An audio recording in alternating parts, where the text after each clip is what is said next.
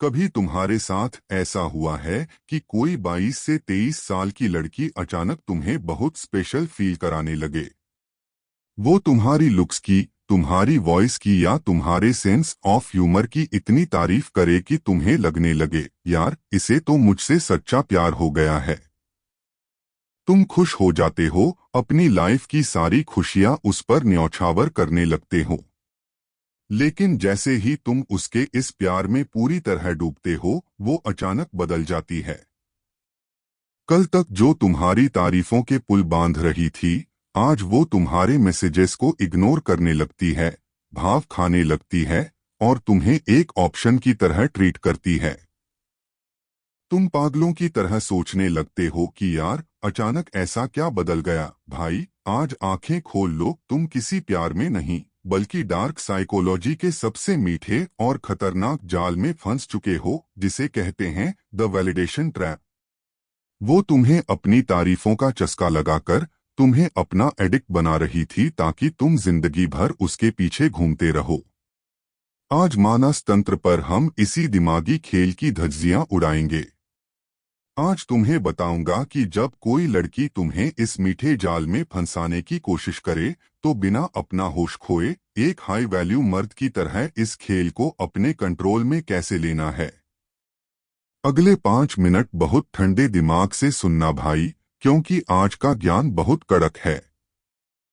पहला कड़ा नियम, तारीफ सुनते ही पिघलना बंद करो। भाई, डार्क साइकोलॉजी की भाषा में इसे लव बॉम्बिंग कहते हैं। शुरुआत में दिल्ली साइड की चालाक लड़कियां तुम्हें जरूरत से ज्यादा अटेंशन और वैलिडेशन देती हैं। वो ऐसा क्यों करती हैं? ताकि वो तुम्हारी मेंटल स्ट्रेंथ का टेस्ट ले सकें। वो देखना चाहती हैं कि क्या तुम थोड़े से भाव मिलने पर उनके पीछे दुम हिलाने वाले सीधे लड़के बन जाते हो, या तुम्हारा अपनी भावनाओं पर कंट्रोल है। सीधे और शरीफ लड़के यही मात खा जाते हैं। वो तारीफ सुनते ही खुली किताब बन जाते हैं और अपनी पूरी दुनिया उस लड़की के कदमों में रख देते हैं। तुम्हें ये गलती भूल कर भी नहीं करनी है भाई। जब वो तुम्हारी तारीफ करे तो मुस्कुराकर थैंक यू बोलो, लेकिन अंदर से बिल्कुल शांत रहो। उसे ये बिल्कुल नहीं दिखना चाहिए कि उसकी दो मीठी बातों ने तुम्हें अपना गुलाम बना लिया है। जब तुम उसकी तारीफों के बाद भी एक चट्टान की तरह स्थिर रहते हो, तो उसका ये वैलिडेशन ट्रैप उल्टा उसी पर भारी पड़ जाता है। दूसरा नियम, अटेंशन को रैंडम कर दो। भाई, इस ट्रैप का असली मकसद ये होता है कि तुम उसके रिप्लाई और उसकी तारीफों के मोहताज हो जाओ। वो जब चाहे तुम्हें खुश करे, जब चाहे तुम्हें दुखी करे। इस खेल को पलटने का एक ही तरीका है, प्रेडिक्टेबल बनना बंद करो। अगर वो तुम्हें 2 दिन बहुत ज्यादा भाव देती है और तीसरे दिन अचानक गायब हो जाती है, तो चौथे दिन जब वो वापस आए तो तुम्हें गुस्से में शिकायत नहीं करनी है।